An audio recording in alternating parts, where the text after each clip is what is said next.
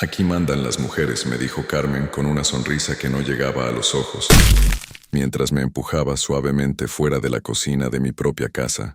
Bueno, ya no era mi casa, según todos ellos, pero en ese momento, con mis 72 años a cuestas y las manos todavía callosas de 47 años trabajando construcción, algo se me revolvió en el estómago, como si hubiera tragado cemento fresco. No era la frase lo que me dolió, era el tono, como si yo fuera un niño al que había que correr del lugar de los adultos. Era domingo 14 de marzo del 2025, 3 de la tarde exactas, según el reloj de pared que había comprado en el mercado San Juan de Dios hace 22 años. Ese reloj había visto mejores días, igual que yo. Juan, mi único hijo, había organizado una comida familiar para celebrar el cumpleaños de mi nieta Sofía, que cumplía 7 años. Yo había llegado puntual a las 2:30, como siempre, con el pastel de 3 leches de la panadería La Guadalupana y un regalo envuelto en papel rosa que había escogido con cuidado en la juguetería de Don Pancho. La casa en la colonia Jardines del Country lucía diferente. Carmen había cambiado las cortinas azules que le gustaban a mi Esperanza por unas beige modernas que, según ella, combinaban mejor con el estilo minimalista. Las fotos familiares que colgaban en la sala habían sido reemplazadas por cuadros abstractos que no significaban nada para nadie. Hasta el olor era distinto. Ya no olía a los frijoles refritos con epazote que preparaba mi esposa cada domingo. Ahora olía a esos aromatizantes caros que venden en Liverpool.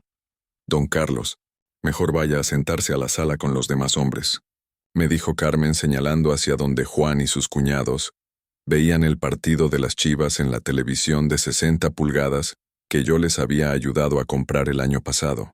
La forma en que dijo don Carlos me caló hasta los huesos.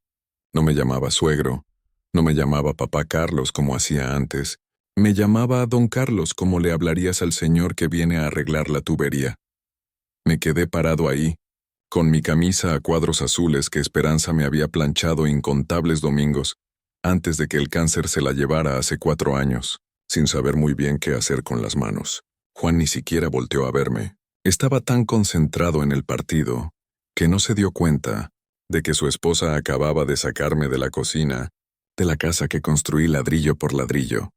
En Minumisen, todos estos años trabajando albañilería, he aprendido que las construcciones sólidas tienen buenos cimientos. Una casa no se sostiene por las paredes bonitas que se ven, se sostiene por lo que está enterrado abajo, por lo que nadie ve pero que aguanta todo el peso. Y en ese momento, parado en medio de esa sala que ya no reconocía, empecé a darme cuenta de algo que había estado ignorando durante mucho tiempo. Los cimientos de mi relación con mi hijo se estaban cuarteando. Pero lo que Carmen no sabía, lo que ninguno de ellos sabía todavía, era que yo guardaba algo, un documento que había mantenido guardado en la caja fuerte de mi casa, en el taller de la calle Federalismo, donde seguía viviendo solo desde que Esperanza murió. Un papel que cambiaría todo lo que ellos creían sobre esta casa y sobre quién mandaba realmente aquí. Me senté en el sillón de la esquina, el único lugar donde parecía que todavía me toleraban, y observé. Observé cómo Carmen daba órdenes en la cocina, mientras las hermanas de Juan y mi comadre Lupita le ayudaban a preparar la comida.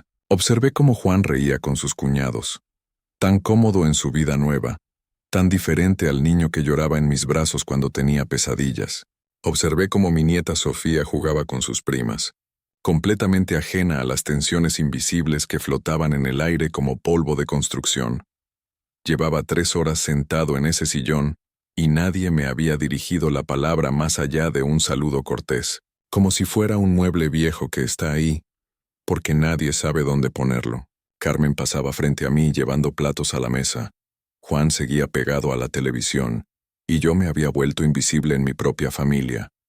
Lo que más me perturbaba no era el desplante de hoy, era darme cuenta de que esto venía pasando desde hacía meses, tal vez años, y yo no había querido verlo. Como cuando detectas una grieta en una pared pero la ignoras hasta que se vuelve cuarteadura grande. Los problemas que no atiendes a tiempo se vuelven averías caras. Me enseñó don Aurelio cuando empecé de chalán en su constructora hace 47 años. Recordé el último día de muertos, cuando llegué al panteón a las 6 de la mañana para limpiar la tumba de Esperanza. Juan llegó 3 horas después, casi corriendo, disculpándose porque se le había hecho tarde. Carmen ni siquiera vino. Tenía cosas que hacer, me dijo Juan sin mirarme a los ojos. Esperanza había cuidado a Juan durante 33 años. Le había dado su vida entera, y su nuera no podía dedicarle ni 2 horas en el día que honramos a nuestros muertos. Recordé la Navidad pasada, cuando me senté solo en mi taller comiendo los tamales de dulce que compré en el puesto de Doña Chole, mientras Juan me mandó un mensaje de texto diciendo que este año iban a celebrar con la familia de Carmen en Puerto Vallarta. Es que ya habíamos hecho planes, papá, me escribió. Ni siquiera tuvo el valor de decírmelo por teléfono. Recordé mi cumpleaños número 72 el pasado octubre. Cuando Juan llegó a las 8 de la noche a mi taller, me dio un abrazo rápido y me entregó una tarjeta del oso, que obviamente había comprado de camino. Ni siquiera se sentó a tomar café conmigo. Perdón, papá, pero Carmen me está esperando para ir a una cena. Se fue tan rápido que olvidó llevarse el pan de muerto que le había guardado. Las hermanas de Juan salieron de la cocina riendo por algo que Carmen había dicho. Pasaron junto a mí sin siquiera voltear. Era como si me hubiera vuelto de cristal, completamente transparente. Un fantasma en la casa que yo mismo levanté. Me levanté despacio, con las rodillas tronándome como siempre hacen después de estar mucho tiempo sentado, y caminé hacia el pasillo que llevaba a los cuartos. Nadie notó que me movía. En la pared del pasillo había una foto que me detuvo en seco. Juan, con 9 años, parado frente a esta misma casa cuando apenas era un terreno baldío. Yo estaba a su lado con mi casco amarillo de construcción y una pala en la mano. Los dos sonreíamos a la cámara que sostenía Esperanza. «Papá, ¿de verdad vamos a vivir aquí?», y me había preguntado ese día con los ojos brillantes de ilusión. «Aquí vas a crecer, mijo. Aquí vas a traer a tus hijos algún día», le había respondido mientras le revolvía el cabello. Nunca imaginé que cuando trajera a sus hijos yo sería el que sobrara. El estómago se me revolvió de nuevo, pero esta vez peor. Sentí cómo se me cerraba la garganta como si tuviera un nudo de alambre apretándose cada vez más. Tuve que apoyarme en la pared para no perder el equilibrio. «Don Carlos, ¿se siente bien?». La voz de mi comadre Lupita me sacó de mis pensamientos. Era la única que todavía me veía como persona. «Sí, comadre, solo estoy un poco cansado», mentí, forzando una sonrisa que no sentía. «Mire, no es mi lugar decir nada, pero...». Lupita bajó la voz y miró hacia la cocina para asegurarse de que nadie nos escuchara. «Carmen no debió hablarle así. Usted es el papá de Juan. Merece respeto en esta casa». Sus palabras me confirmaron lo que yo ya sabía, pero no quería aceptar. No era solo mi imaginación. No estaba exagerando. Realmente me estaban tratando como estorbo. «Gracias, comadre», fue lo único que pude decir antes de que Carmen gritara desde el comedor. «Ya está la comida». «Todos a la mesa». La mesa estaba puesta con los platos buenos, esos de porcelana blanca con flores azules que Esperanza y yo compramos en Liverpool cuando cumplimos 25 años de casados. Costaron 2,300 pesos, un dineral en aquel entonces, pero Esperanza decía que valía la pena tener algo bonito para las ocasiones especiales. «Algún día se los heredaremos a Juan», me decía mientras los guardaba con cuidado en el mueble de la cocina. Ahora esos platos estaban en la mesa de esta casa, y yo ni siquiera recordaba cuándo se los habían llevado. Tal vez después del funeral de Esperanza, cuando pasé 3 meses sin querer salir de la cama, cuando todo me dolía tanto que ni siquiera me importaba qué se llevaban o qué se quedaba. Me senté en la punta de la mesa, el lugar más alejado de donde Juan y Carmen presidían, como los dueños del lugar. A mi lado izquierdo estaba mi comadre Lupita, la única que parecía recordar que yo existía. A mi derecha, una silla vacía que nadie quiso ocupar, como si estar cerca de mí fuera contagioso. «Bueno, antes de empezar quiero dar gracias», dijo Carmen poniéndose de pie con una copa de vino tinto en la mano. Vino que yo nunca había tomado en mi vida porque con mi presión alta no podía, pero que ahora corría libre en mi mesa. «Gracias por estar aquí celebrando el cumpleaños de nuestra Sofía. Gracias a esta hermosa casa que Juan y yo hemos construido juntos». Las palabras «Juan» y «yo» me perforaron como clavo oxidado directo en el pecho. Tuve que agarrarme del borde de la mesa, porque sentí que las piernas se me iban a aflojar ahí mismo. Juan y ella, como si yo no hubiera existido nunca, como si esta casa hubiera aparecido por arte de magia. Recordé cada uno de los 347,000 pesos que gasté en esta construcción, cada peso que ahorré durante 15 años trabajando doble turno, cada domingo que sacrifiqué para supervisar la obra en lugar de descansar, cada decisión que tomé pensando en el futuro de mi hijo. Recordé aquel martes 3 de mayo del 2008 cuando Juan me llamó llorando por teléfono. Papá, Carmen está embarazada. No sé qué vamos a hacer. Vivimos rentando un cuarto y apenas nos alcanza para comer. No lo pensé 2 veces. Tranquilo, mijo. Tu papá te va a ayudar. Al día siguiente saqué todos mis ahorros del banco, todo lo que había guardado para mi retiro. Recordé los fines de semana que pasé mezclando cemento bajo el sol de Guadalajara, con la espalda que me mataba, pero sin quejarme porque era para mi hijo. Recordé las noches que me quedé despierto revisando presupuestos, cortando gastos de donde podía, para que no le faltara nada a la casa. Recordé cómo Esperanza vendió sus aretes de oro, los que le había regalado mi madre, para ayudar con los acabados. Esta casa es el símbolo de nuestro esfuerzo, de nuestros sueños cumplidos. Seguía Carmen con su discurso mientras todos levantaban sus copas. Juan sonreía orgulloso, asintiendo con la cabeza, sin decir una sola palabra sobre mí. En ese momento, algo dentro de mí se quebró. No fue un quiebre ruidoso, no fue dramático, fue silencioso, como cuando se cuartea una pared por dentro y no te das cuenta hasta que es demasiado tarde. Fue el momento en que entendí que para mi hijo y su esposa, yo me había vuelto un problema, un viejo estorbo que había que tolerar en las reuniones familiares. Por nosotros, brindó Carmen, y todos chocaron sus copas menos yo, que seguía agarrado al borde de la mesa tratando de respirar normal. Mi comadre Lupita me tocó el brazo con suavidad. ¿Quiere que le traiga agua, compadre?, me susurró. Negué con la cabeza. No era agua lo que necesitaba. Era dignidad. Era que mi hijo recordara quién le había dado todo. Empezaron a pasar los platos con la birria que Carmen había preparado. El olor me revolvió el estómago todavía más. Todos comían y reían, contando anécdotas y haciendo planes futuros que no me incluían. Yo solo movía la comida de un lado a otro del plato, incapaz de tragar nada. ¿Don Carlos no le gusta la birria?, me preguntó Carmen con esa voz falsa que usaba conmigo. Está muy buena, gracias. Mentí. Porque un hombre de mi generación no arma escándalos en la mesa. Pero por dentro, algo estaba cambiando, algo estaba despertando. La comida siguió durante 1 hora más que se me hizo eterna. Cada risa de Juan me sonaba hueca. Cada comentario de Carmen me raspaba como lija sobre herida abierta. Observé cómo mi hijo le pasaba el brazo por los hombros a su esposa, cómo le susurraba cosas al oído que la hacían reír, cómo la miraba con adoración, la misma forma en que yo miraba a Esperanza, cuando estábamos construyendo nuestro futuro juntos. Pero había una diferencia fundamental. Cuando yo miraba hacia Esperanza nunca olvidé de dónde venía, nunca negué los sacrificios de mi padre, que trabajó hasta los 73 años en una fábrica de textiles para darme estudios. Nunca borré la memoria de mi madre, que vendía tamales en la esquina de Juárez y Colón para completar los gastos. Siempre supe que yo era el resultado del esfuerzo de ellos, y me aseguré de que Juan también lo supiera. O al menos eso creía. Papá, ¿me pasas las tortillas? Juan me habló por primera vez en toda la tarde.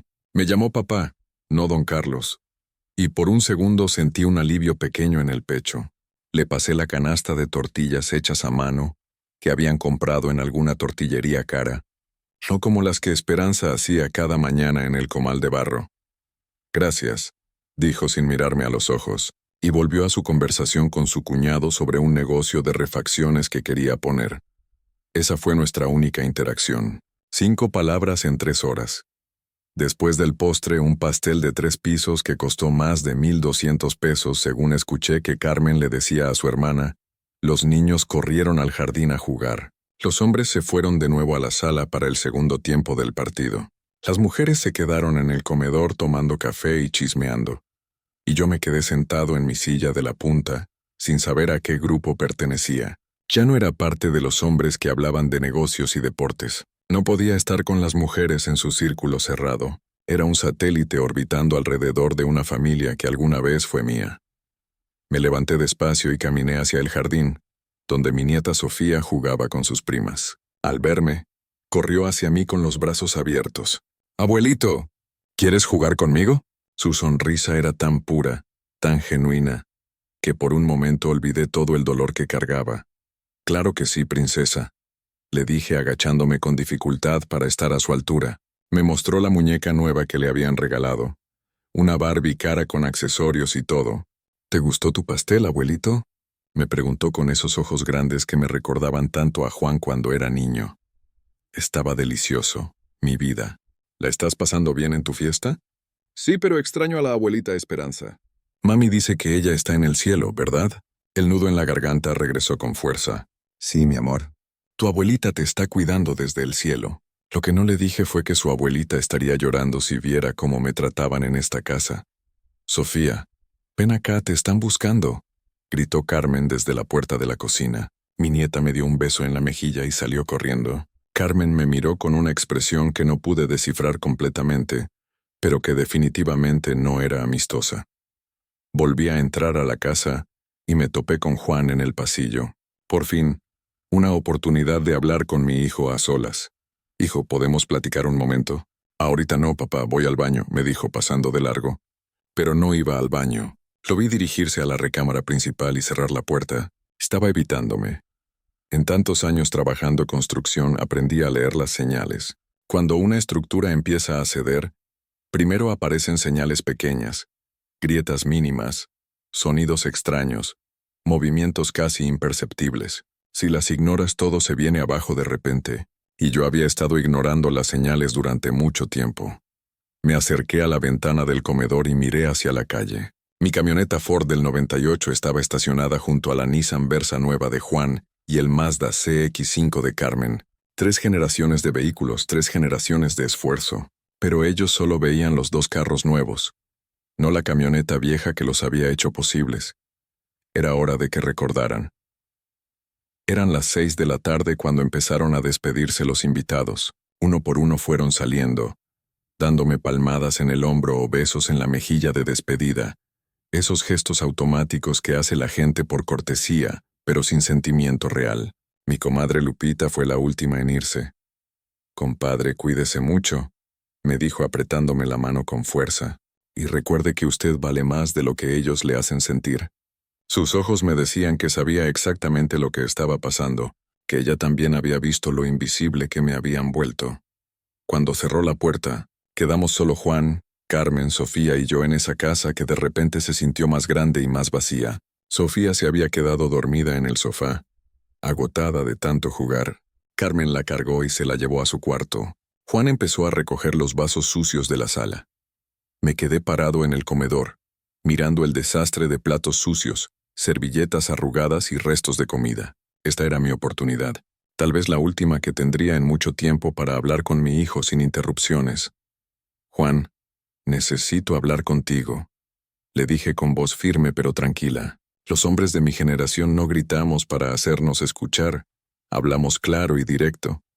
Mi hijo dejó los vasos en la cocina y regresó al comedor. Se sentó en una de las sillas con los brazos cruzados, en una postura defensiva que me dolió más de lo que esperaba.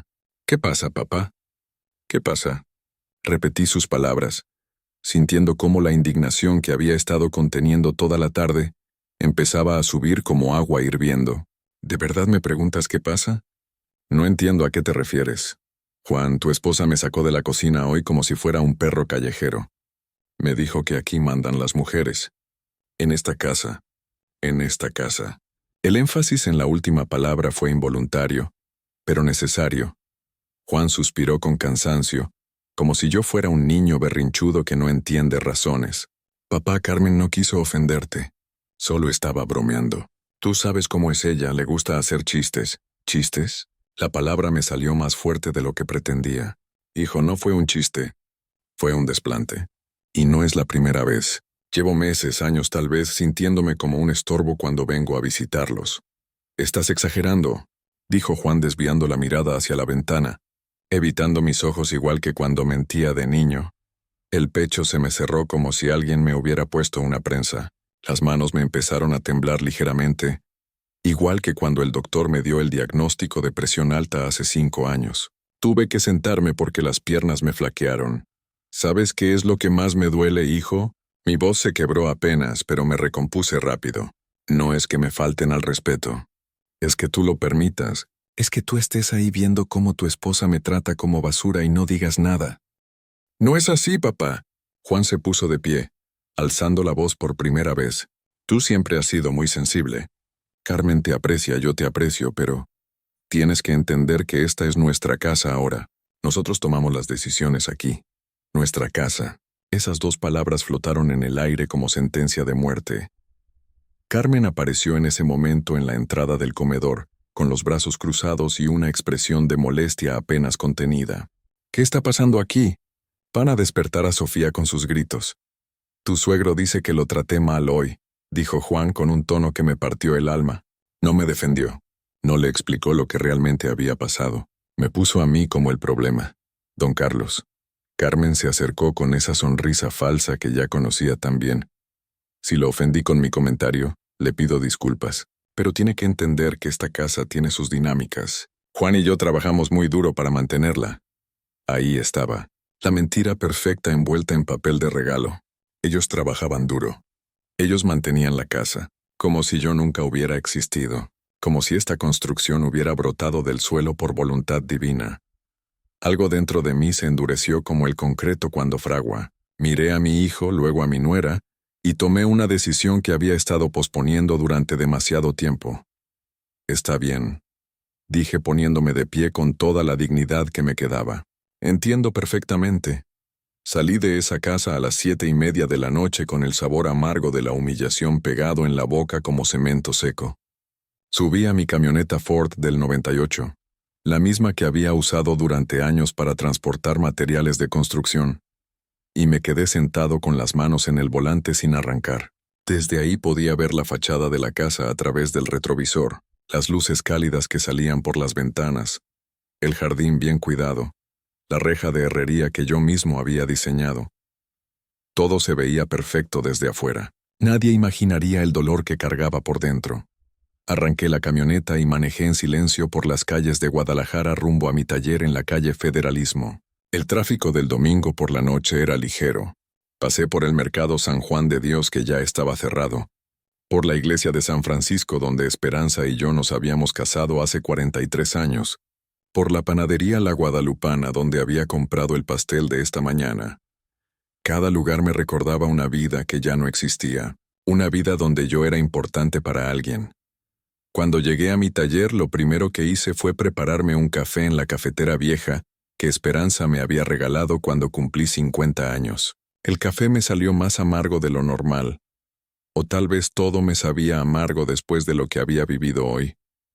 Me senté en mi escritorio de madera desgastado, rodeado de herramientas, facturas viejas y fotografías de proyectos terminados. En la pared colgaba mi licencia de maestro albañil que había obtenido en 1983, junto a un reconocimiento que me dieron en 2015 por 40 años de servicio en la Cámara de Construcción de Guadalajara. 47 años trabajando, 47 años levantándome a las 5 de la mañana, 47 años sacrificando mi espalda, mis manos, mi salud. ¿Y para qué? ¿Para que mi hijo me tratara como un mueble viejo que estorba? Abrí el cajón inferior de mi escritorio, ese que mantenía con llave y que nadie más que yo había abierto en 4 años. Saqué una carpeta de color manila, gruesa y pesada, llena de documentos que había guardado con cuidado. Documentos que contaban la verdad que Juan y Carmen habían decidido olvidar.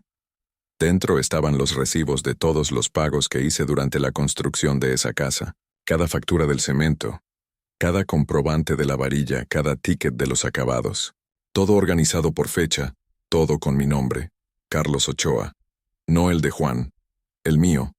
Había también copias de los depósitos bancarios. 15 años de ahorros documentados. Cada quincena desde 1993 hasta 2008 depositando religiosamente en la cuenta que abrí específicamente para la casa de mi hijo. El total sumaba 347,000 pesos exactos. Y al final de la carpeta, guardado en un sobre de plástico para protegerlo, estaba el documento más importante de todos, el que había mantenido en secreto durante 17 años, el que cambiaría todo. Las escrituras originales de la propiedad, a nombre de Carlos Ochoa Hernández, Cuando compré el terreno en 2008, el notario me había aconsejado: Don Carlos, es mejor que la escritura quede a su nombre hasta que termine de pagar. Después puede traspasarla a su hijo. Yo había aceptado pensando que era lo más sensible, proteger la inversión hasta que todo estuviera terminado. Pero luego vino la construcción que tomó 3 años. Luego vino la mudanza de Juan y Carmen en 2011. Luego vinieron las complicaciones con el banco. Luego el nacimiento de Sofía. Luego la enfermedad de Esperanza. Luego su muerte. Y entre todo ese caos de vida, nunca hice el traspaso. La casa seguía legalmente a mi nombre. Juan vivía ahí. Pagaba el predial, pagaba los servicios, se sentía dueño. Pero legalmente, ante la ley, yo era el propietario. No era algo que hubiera planeado. No era una estrategia. Simplemente había pasado. Pero ahora, sentado en mi taller con el corazón todavía adolorido por las humillaciones del día, ese documento se sentía como lo único que me quedaba. Mi compadre Rogelio, el abogado que me había ayudado con la compra, me había llamado hace 6 meses. Carlos, ¿cuándo vas a hacer el traspaso de la casa a nombre de Juan? Ya pasaron muchos años. Le había dicho que pronto, que estaba esperando el momento adecuado. Ahora me daba cuenta de que el momento adecuado nunca iba a llegar, no porque yo fuera malo o vengativo, sino porque mi hijo había olvidado algo fundamental. El respeto se gana, pero también se puede perder. Esa noche dormí poco. Me quedé acostado en la cama viendo el techo, dándole vueltas a todo lo que había pasado. A las 3 de la mañana me levanté. Me preparé un té de tila que ya no me funcionaba para calmar los nervios, y me senté en la cocina a pensar. En todos estos años trabajando construcción, he aprendido que hay un momento preciso para actuar. Si refuerzas una estructura demasiado pronto, desperdicias material. Si esperas demasiado, todo se viene abajo. El timing lo es todo. Y yo había esperado demasiado. Los siguientes días pasaron lentos como mezcla espesa de cemento. Juan no me llamó. Carmen tampoco. Era como si el domingo nunca hubiera pasado. Como si mi dolor no importara lo suficiente para siquiera un mensaje de disculpa. El miércoles por la tarde, mientras revisaba unos planos en mi taller, sonó mi teléfono. Era Juan. Papá, necesito pedirte un favor. Ni un ¿cómo estás? Ni un ¿cómo has estado? Directo al favor. Dime, hijo. Carmen y yo queremos remodelar la cocina. Ya tenemos el presupuesto, son como 80,000 pesos. Queríamos saber si nos puedes ayudar con algo, aunque sea la mitad. El aire se me salió de los pulmones como si me hubieran dado un puñetazo. 80,000 pesos. Para remodelar la cocina de la casa donde me habían hecho sentir que sobraba. La casa donde según ellos mandaban las mujeres. La casa que ellos habían construido juntos con su esfuerzo. 80,000 pesos. Repetí, solo para asegurarme de que había escuchado bien. Sí, papá. Es que ya sabes cómo es Carmen. Quiere que todo se vea moderno. Además, la estufa ya está muy vieja y los gabinetes se están cayendo a pedazos. Los gabinetes que yo instalé con mis propias manos en 2011. La estufa que compré nueva hace 8 años. Todo cayéndose a pedazos según ellos. Hijo, 80,000 pesos es mucho dinero. Lo sé, papá, por eso te pido ayuda. Tú siempre me has apoyado en todo. El tono era dulce ahora, conciliador, el que usaba cuando necesitaba algo. El mismo tono que usaba cuando era adolescente y quería permiso para salir. Me quedé callado unos segundos. Una idea empezó a formarse en mi cabeza, clara como agua de manantial. Déjame pensarlo, hijo. Te hablo en unos días. ¿Unos días? Es que el contratista necesita el anticipo esta semana. Unos días, Juan. Necesito revisar mis números.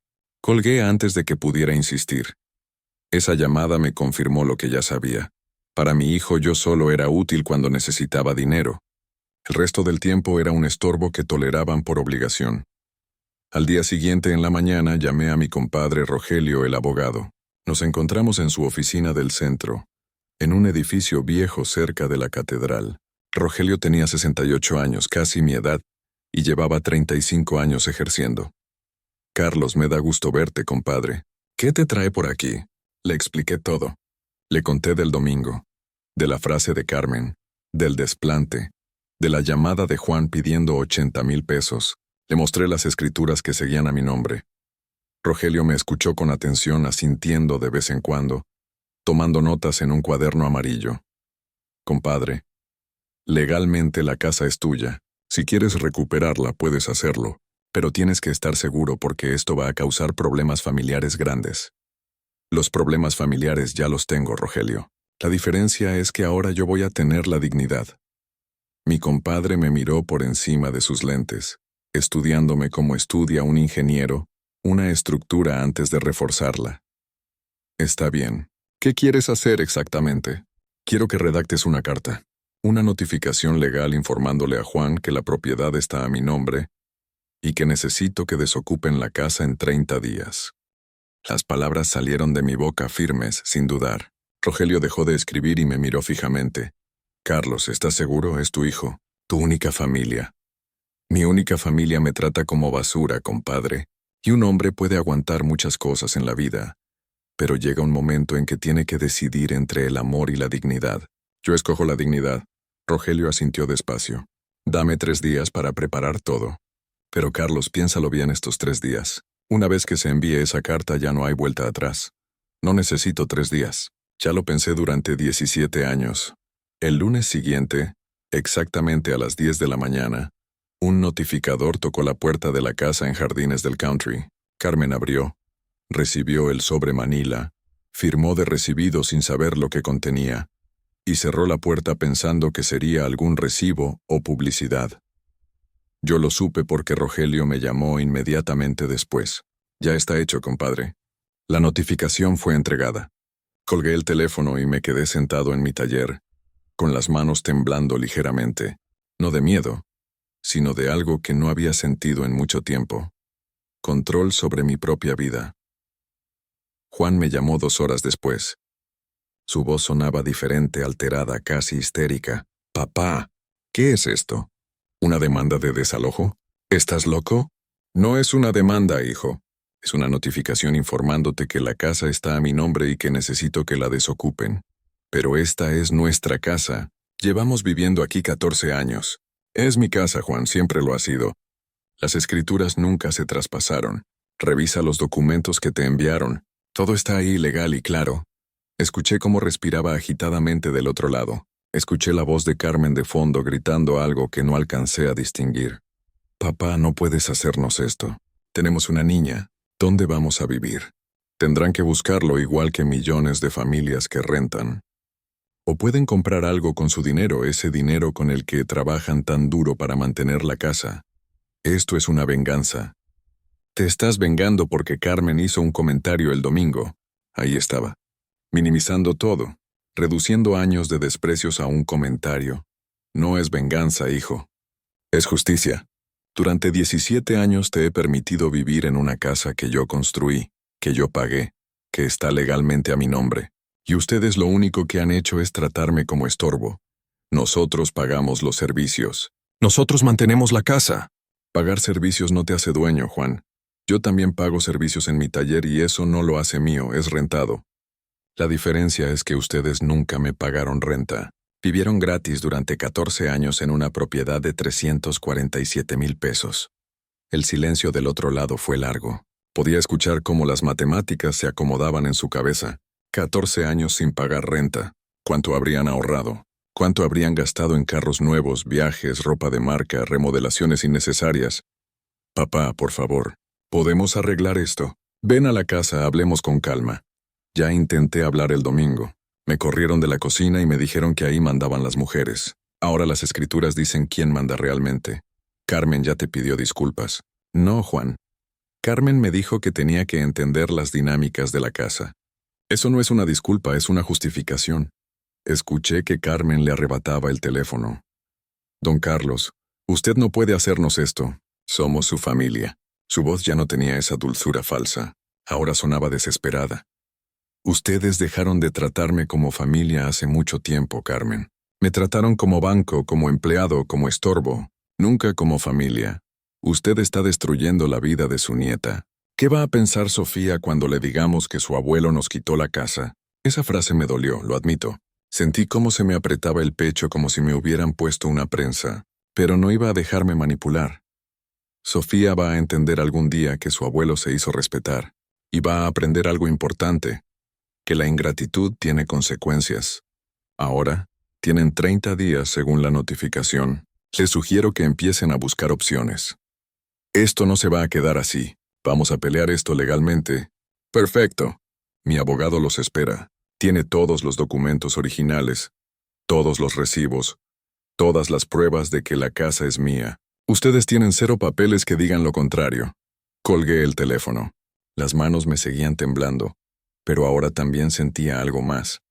Una sensación de peso que se quitaba del pecho.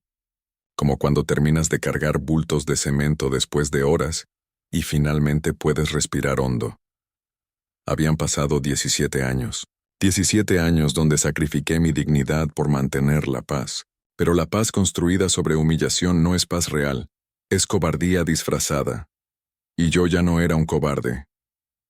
Los siguientes días fueron una tormenta. Juan me llamaba 5 o 6 veces al día. Carmen me mandaba mensajes largos por WhatsApp, mezclando súplicas con amenazas. Mi comadre Lupita me visitó en el taller tratando de convencerme de reconsiderar. Hasta el párroco de San Francisco, el padre Ramiro, me buscó para hablar de perdón y reconciliación. Pero yo me mantuve firme como los cimientos de concreto que había aprendido a hacer hace 47 años. Una vez que el concreto fragua, ya no hay vuelta atrás. Don Carlos tiene que entender que son su familia, me decía el padre Ramiro en su oficina de la parroquia. La familia se perdona, se reconcilia. Padre, con todo respeto, ¿usted me perdonaría si yo lo sacara de su iglesia después de que usted la construyó con sus manos? Si le dijera que aquí manda otro y que usted tiene que aceptar las nuevas dinámicas. El padre Ramiro se quedó callado, acomodándose los lentes, buscando palabras que no encontraba. La Biblia habla de honrar a los padres, padre. No habla de que los padres tengan que aguantar humillaciones por amor. El amor sin respeto no es amor, es dependencia. Al 8º día, Juan apareció en mi taller sin avisar. Venía solo, sin Carmen. Tenía ojeras profundas, la ropa arrugada y una expresión que no le había visto nunca. Derrota. Papá, necesitamos hablar. Le señalé la silla frente a mi escritorio. Se sentó despacio como si le doliera cada movimiento. Nos quedamos en silencio varios segundos. Él mirando sus manos, yo mirándolo a él, tratando de encontrar al niño que alguna vez fue. Hablé con un abogado. Dijo finalmente. Me confirmó que tienes todos los derechos. Que la casa es tuya legalmente y que no tenemos ninguna forma de pelear esto. Lo sé. También me dijo cuánto vale la casa ahorita. Casi 2 millones de pesos por la zona donde está. Levantó la vista hacia mí con ojos vidriosos. Papá, yo nunca supe que habías pagado todo. Carmen y yo siempre pensamos que nos habías ayudado con el enganche nada más, que la casa la habíamos pagado nosotros con el crédito del Infonavit. Nunca hubo crédito del Infonavit, Juan. Yo pagué todo, con mis ahorros de 15 años. Vendí el terreno que me dejó mi padre en Tlaquepaque. Tu madre vendió sus aretes de oro. Todo para que tú tuvieras tu casa. Las lágrimas empezaron a rodar por las mejillas de mi hijo. No las detuvo, no se las limpió, solo las dejó caer. No lo sabía, papá. Te juro que no lo sabía. Carmen tampoco. Nosotros pensaron mal, hijo. Y el problema no es que no lo sabían. El problema es que nunca preguntaron. Nunca les importó saber de dónde salió la casa. Solo la aceptaron como si fuera su derecho. Como si yo tuviera la obligación de darles todo sin esperar ni un gracias de vuelta. Sí te lo agradecimos, papá. Muchas veces te dijimos gracias. Gracias con la boca, pero desprecio con las acciones, Juan. ¿Sabes cuántas navidades pasé solo mientras ustedes se iban de viaje? ¿Sabes cuántos domingos me senté en esa casa sintiéndome invisible? ¿Sabes cuántas veces Carmen me habló como si yo fuera su empleado y tú no dijiste nada? Mi hijo se cubrió la cara con las manos. Sus hombros temblaban. Lloraba como no lo había visto llorar desde que era niño. Lo siento, papá. Lo siento mucho. Tienes razón en todo. Fui un mal hijo, te fallé. Le fallé a mi mamá. La mención de Esperanza me pegó como martillazo en el pecho. Tuve que tomar aire profundo antes de poder hablar de nuevo. Tu madre te adoraba, Juan. Dio su vida por ti. Y desde el cielo debe estar llorando al ver en qué te convertiste. Lo sé. Su voz salía quebrada, apenas audible. No tengo perdón. Nos quedamos en silencio largo rato. El reloj de pared marcaba las 5:30 de la tarde. Afuera empezaba a oscurecer. ¿Qué tengo que hacer, papá?, preguntó finalmente. mirándome con ojos de niño perdido. Dime qué tengo que hacer para arreglar esto. Lo miré fijamente estudiando su rostro, buscando sinceridad detrás de las lágrimas. Después de 47 años trabajando con gente, uno aprende a distinguir el arrepentimiento real del arrepentimiento conveniente. Primero, van a buscar dónde vivir. No voy a echarlos a la calle, pero tampoco voy a dejar que sigan en mi casa actuando como dueños. Entiendo. Segundo, Carmen y tú van a sentarse con Sofía y le van a explicar la verdad, toda la verdad. No que el abuelo malo les quitó la casa, sino que el abuelo les había regalado la casa y ustedes lo olvidaron. Juan asintió, limpiándose las lágrimas con el dorso de la mano. Y tercero, continué con voz firme pero sin rabia, van a aprender algo que yo aprendí hace muchos años de mi padre. La dignidad no se negocia. Ni por dinero, ni por comodidad, ni siquiera por amor. Un hombre que no se respeta a sí mismo no puede enseñarle a sus hijos a respetar a nadie. Juan se quedó callado, absorbiendo cada palabra como tierra seca absorbe la lluvia. ¿Y después de eso, papá? ¿Hay un después? Lo pensé cuidadosamente antes de responder.